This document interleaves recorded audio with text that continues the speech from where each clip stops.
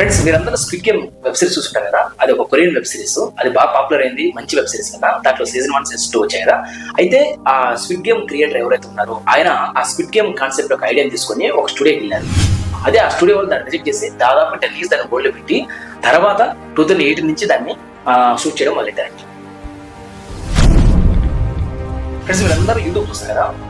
YouTube లో మీరు ఏం చేస్తారు, అనేక కంటెంట్ క్రియేషన్ సంబంధించిన వీడియోస్ చూస్తుంటారు కదా. బేసికల్ గా యూట్యూబ్ పెట్టిన కొత్తలో యూట్యూబ్ ఎందుకు పెట్టారు సార్? ఇది ఒక డేటింగ్ వెబ్సైట్ సర్వీస్.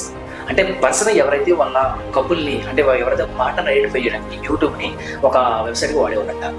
సో తర్వాత అదే యూట్యూబ్ కాస్త ఇప్పుడు వీడియో క్రియేషన్స్ కి, వీడియో అప్లోడ్ చేయడానికి, మూవీస్ అప్లోడ్ చేయడానికి అన్నిటికీ అదే యూట్యూబ్ మెయిన్ సోర్స్ అయిపోయింది. మీలో చాలా మంది మీ ఫ్రెండ్ సర్కిల్లో ఉన్న లేదా రిలేటివ్స్ లో చాలా మంది వాళ్ళు ఎప్పుడు కూడా ఏమంటారంటే నేను నిద్రపోవాలి, I want to go for sleep అనుకుంటారు కదా. ఏ పర్సన్ అయితే కాన్స్టెంట్ గా అతను నిద్రలేకపోవాలనుకుంటాడో, ఎప్పుడు నిద్రపోతూనే ఉండాలనుకుంటాడో అతనికి నార్కోలెప్సీ అని ఒక డిసీజ్ ఉన్నట్టు అర్థం.